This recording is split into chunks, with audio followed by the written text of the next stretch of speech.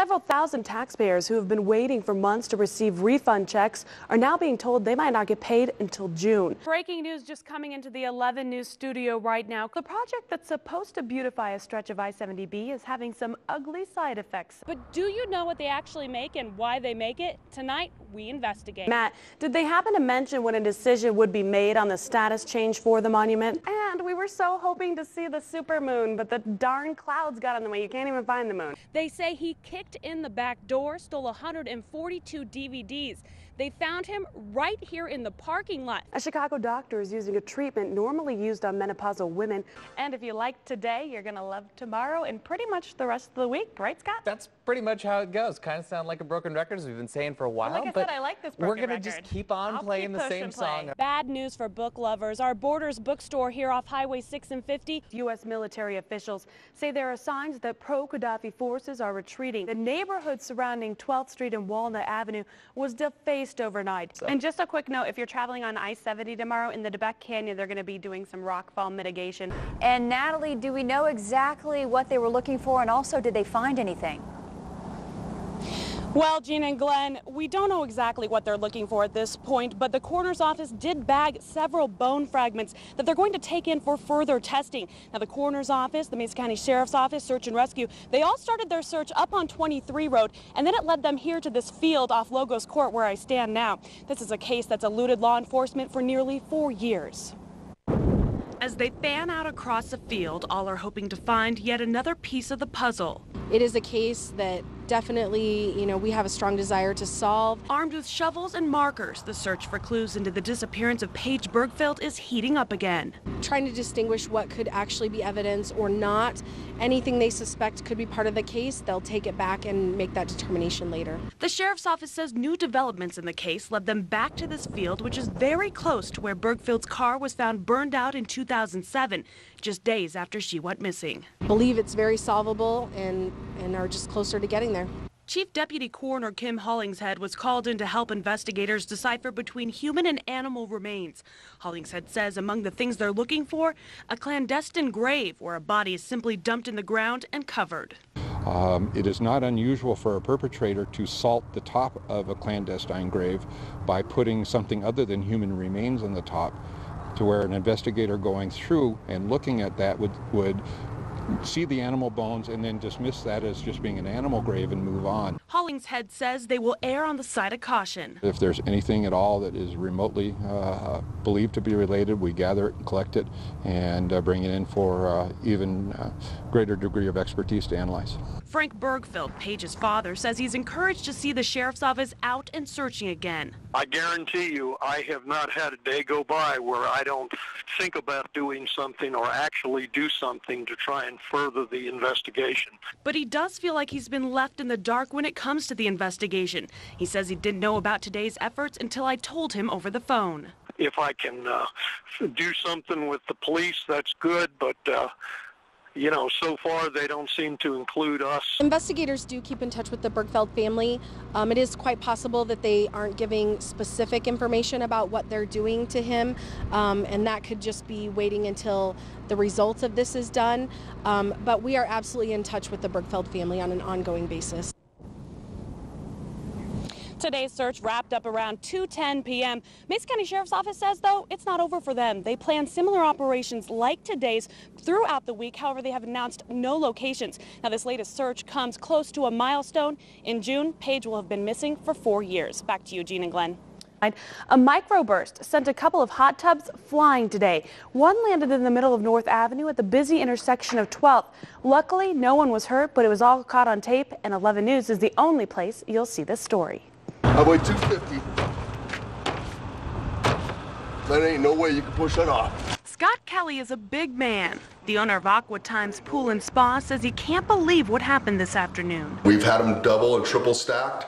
Never has a hot tub ever flown into North Avenue. Never has a hot tub been thrown like this. And it was all caught on tape. Based on the camera, they don't call it a tornado, but it's a sure heavy wind burst. It was a microburst to be exact. The National Weather Service in Boulder, Colorado says wind may have gusted to up to 70 miles per hour because the surrounding buildings caused it to funnel through. So, you're looking at 650 pounds of dry weight that's flat on the surface that was thrown like a little piece of twig. A microburst is when air descends and accelerates on the ground. Grand Junction Police directed traffic while a forklift was used to pick up the massive tubs. For Kelly, though, he's just glad no one was hurt. So we have some great buys for slightly damaged hot tubs now. The Grand Junction National Weather Service says the burst was localized. Actually, all 3 cameras caught a different aspect of the accident. With 7 kids in a truck that was recently stolen, Nicole Ocampo takes no risks. She has 4 surveillance cameras monitoring her home. And while the images mostly captured are of her kids playing with the neighbors, she was horrified with the image she caught on tape Friday evening. You can physically kind of zoom in and see where he hits out on the car, and the flip over the mirror, and the car attempting to brake, but choosing not to stop all the way and just leaving. A dark sedan going well over the 25-mile-per-hour speed limit smacked her neighbor's 10-year-old son. When you see the video, it looks like it should have been so much worse. It doesn't look like he should have pulled through it. But thankfully, Eric Aguilar did pull through. They called the ambulance and they took me to the hospital. And the doctor said that I was okay, that no bone was no hurt. Bumps, scrapes, and bruises are all the 4th grader suffered, and he has an idea on why the driver who hit him didn't stop. He wanted to escape, and he didn't want to be in trouble.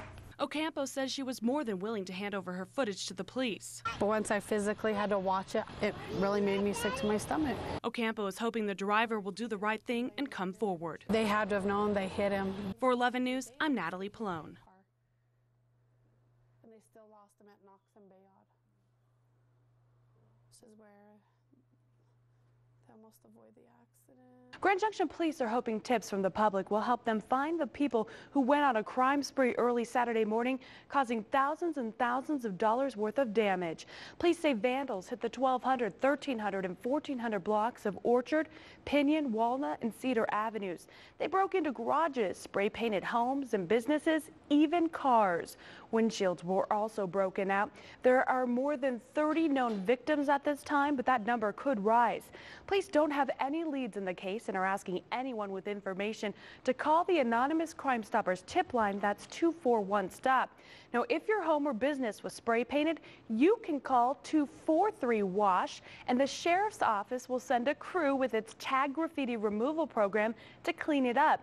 Now, that's a free service that uses inmate work crews. Officials say crews typically will get around to your neighborhood within a few days of your call. Colorado Health Department figures show that men make up the vast majority of registered medical marijuana users in the state. Men consistently made up more than 70% of patients listed on the state's medical marijuana registry list between January 2009 and June of 2010. The figures show that during that time, the state's registry grew by more than 90,000 people, and Colorado now has about 120,000 listed medical marijuana patients. Colorado is one of 16 states where marijuana is allowed for medical use. 2 Colorado Democratic lawmakers want to limit the number of mentally ill inmates who are placed in solitary confinement. They say their bill is needed to lower the recidivism rate for inmates with mental health problems who are placed in solitary confinement. The Senate bill would require state prisons to have physicians evaluate inmates with mental illnesses before they're placed in solitary confinement. The bill will get its first hearing tomorrow, but the Department of Corrections opposes the bill. It says solitary confinement is used appropriately to protect the rest of the prison population. Authorities are warning about scams already set up targeting people who want to donate to relief efforts in Japan. Just days after the devastating earthquake and tsunami, several internet scams have already been reported. The Better Business Bureau is advising everyone to be careful before reaching for their wallets. Experts say setting up phony donation sites is easier than ever now, and people looking to donate should not respond to emails that solicit money, and be aware of anything that looks suspicious. No matter how legitimate it looks otherwise, poor spelling, poor grammar is an excellent tip-off that you're dealing with somebody who's a scammer. Donors are also advised to make payments with credit cards. Those are easier to track than a check. Anyone who'd like to make a donation to the Red Cross can log on to NBC11news.com and click on this story for a link. Floodwaters rushed through northern New Jersey towns. This express bus is out of service after getting caught up in fast-moving waters on the Passaic River in Patterson. The river crested several feet above flood stage last night, swollen from recent rains. The water started receding today, but it's hard to tell from some of the images we're seeing. At least 5 bridges were flooded out in the city, and the river itself is roaring. The roads should dry out over the next few days. 2 helicopters and an air tanker helped 150 firefighters work to finish containing a wildfire in the foothills west of Boulder. Firefighters say the fire was 60% contained as they started work on it this morning on the remaining burn areas in steep terrain with no roads. Officials say the fires burned 600 acres since it started Friday.